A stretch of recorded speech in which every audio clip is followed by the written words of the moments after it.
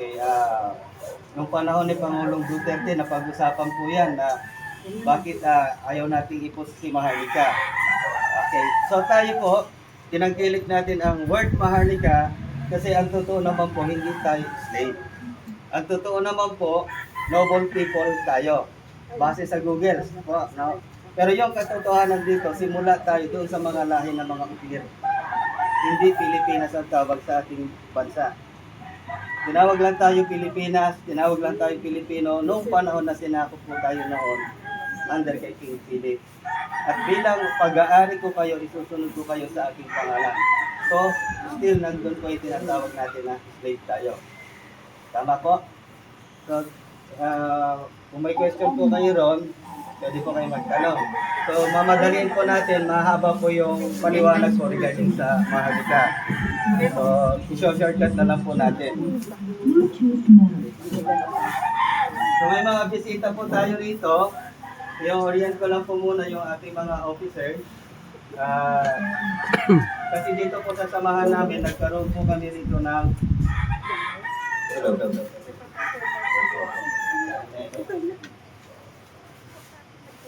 Ako kasi ito yung mga madalas katanungan sa amin. Maraming gustong mag-member sa amin. May membership fee po kami na 1,200. Eh marami pong gustong mag-member, hindi namin tinatanggap yung pera. Not unless hindi siya properly oriented. Kasi hindi po ito regarding sa pera-pera lang. May mga nagtatanong saan mapupunta si 1,2. Yun po yung madalas na marinig ko sa ating mga officers. Hindi po nila may paliwanag yun. So i-shortcut ko na po. And then after no, diretso na po tayo sa mushroom propagation. And then magkano po talaga yung magiging ROA dito. At ano po talaga yung pinaka-plano po natin dito. Nationwide po. Okay. So dito, sinabi ko nga sa lahat ng officers ko, nationwide, hindi ko mo officers ka, mananatili kang officer. Pwede pa akong mawala. Unless hindi siya oriented at hindi nakapag-operating. Yun po. So ito po yung ginawa natin sa 1-2.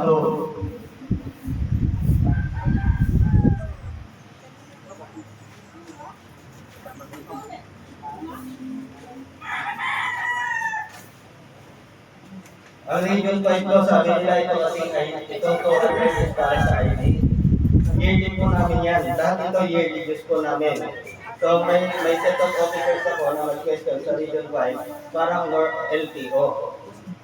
So what is 1-2 kung sa transfer of technology and then lifetime na technician na nag-i-income ang bawat membro namin pinaka-lowest 5,000, 3,000, 13,000. Doon pa lang po sa transfer of technology. Wala pa po binuo namin na pag binay-product po namin ito at bumuo na po kami ng mga bakery nationwide, yung organic mushroom pandesal ang lasa niya talagang karne. Kung paano sumikat si Sir Emo sa Barangay Pandesal, magkano po ang pandesal? No, mamaya itakit natin yun. Okay. So itong 200 po, mapupunta po ito as a paano.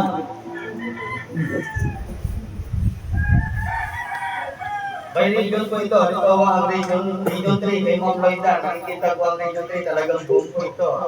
So, ito po, kung ano yung account mo nito, transparently, kung ilang membro ang region 3, malalaman po nila kasi ibababa yan ng national. Si national parang humawak lang ito ng pera. Hindi ito ibubulsa. So, andito yung transparency kung saan mapupunta mo ito. So, itong 200, ito po yung fund natin para sa ating mga membro na gustong willing na at andun na yung mga materials, mag-i-start na po ng mushroom production. So, hindi po ito yung parang pang-urban farming. Dito lang sa NCR yung parang pang-urban farming. So, dito ang pinaka-target po natin dito is lowest po ng 50,000.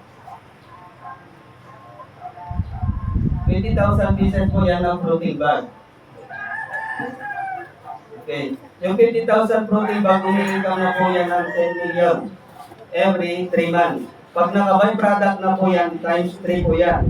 So, nag-i-income sila ng 10 million monthly. Okay, later on, itatakil po natin yan.